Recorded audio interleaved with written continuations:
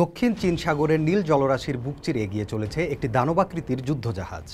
এর বিশাল ডেক থেকে একের পর এক উড়াল দিচ্ছে অত্যাধুনিক স্টেলথ যুদ্ধবিমান।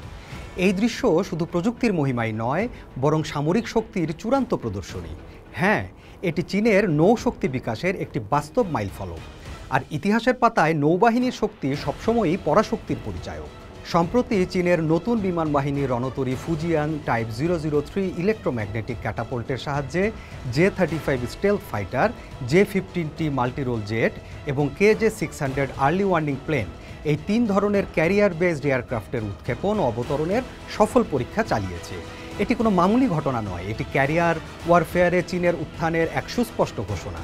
সমুদ্রের দিগন্তে এক নতুন শক্তির সূর্যোদয়। এটি সেই মুহূর্ত যখন বিশ্ব দেখছে চীন আর শুধু অর্থনীতি নিয়ে ব্যস্ত নয়, সামরিক ক্ষেত্রেও তারা পশ্চিমা পরাশক্তিকে চ্যালেঞ্জ জানাতে প্রস্তুত হচ্ছে।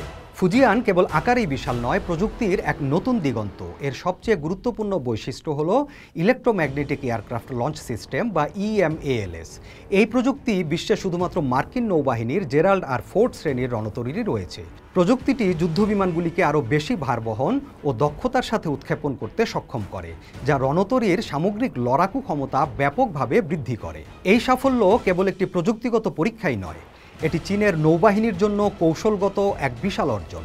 প্রথমত, স্কি জাম্প পদ্ধতি থেকে ইলেকট্রোম্যাগনেটিক ক্যাটাপল্টে রূপান্তর হলো জটিল প্রযুক্তিগত একটি বড় সাফল্য।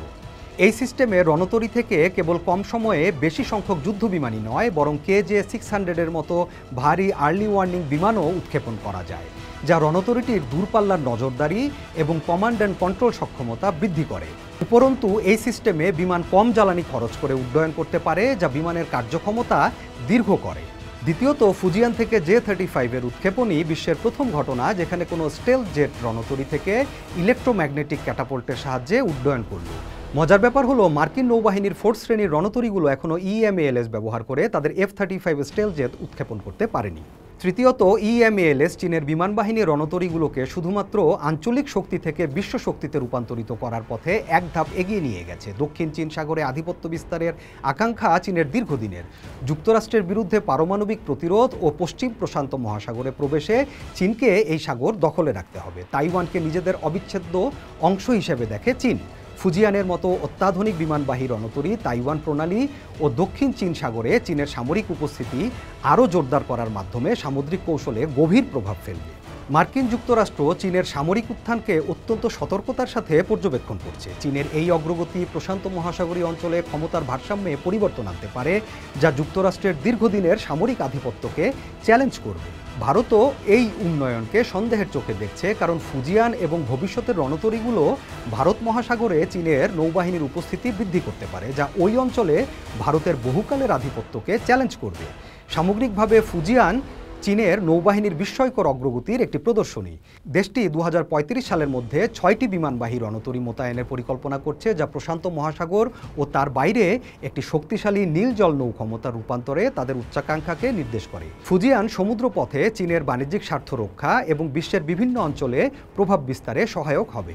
যদিও ফুজিয়ান চীনের জন্য একটি বড় সাফল্য, তবুও চীনের ক্যারিয়ার ওয়ারফেয়ার ও নেভাল এভিয়েশনে তাদের সামনে এখন অনেক চ্যালেঞ্জ রয়েছে। ফুজিয়ান পারমাণবিক শক্তি চালিত নয়। যুক্তরাষ্ট্রের পারমাণবিক রণতরীগুলো সমুদ্রে দীর্ঘ সময় অবস্থান করতে সক্ষম হলেও ফুজিয়ানকে জ্বালানি ভরার জন্য বন্দরে ফিরতে হবে কিংবা সমুদ্রে ট্যাঙ্কারের ওপর নির্ভর করতে হবে। মার্কিন নৌবাহিনীর কয়েক দশকের বিমানবাহী রণতরী পরিচালনার অভিজ্ঞতা রয়েছে। চীনের এখনও এই ধরনের বিশাল রণতরী বহর পরিচালনা এবং রক্ষণাবেক্ষণের অভিজ্ঞতা অর্জন বাকি। অত্যাধুনিক রণতরী পরিচালনার জন্য উচ্চ প্রশিক্ষিত পাইলট এবং নৌক্রু তৈরিতে বাস্তবসম্মত প্রশিক্ষণ কার্যক্রমের একটি দীর্ঘ পথ চীনের সামনে। তবে চীন এই ঘাটতি দ্রুত পূরণ করতে দৃঢ় প্রতিজ্ঞ। প্রতিবেদন অনুসারে ফুজিয়ানের পর টাইপ 004 একটি পারমাণবিক শক্তিচালিত বিমানবাহী রণতরী তৈরির কাজ চলছে। ফুজিয়ান থেকে জেটের সফল উৎক্ষেপণ কেবল একটি সামরিক প্রদর্শনী নয়, এটি বিশ্বকে নতুন এক বাস্তবতার মুখোমুখি করেছে। চীন আর আঞ্চলিক শক্তি হিসেবে আটকে থাকতে চাইছে না, তারা বিশ্বের সমুদ্রের নতুন কর্তা হতে চায়। চীনের এই উত্থান বিশ্ব ব্যবস্থার প্রতিটি স্তরে প্রভাব ফেলবে, অর্থনীতি, রাজনীতি এবং সামরিক ক্ষেত্রে।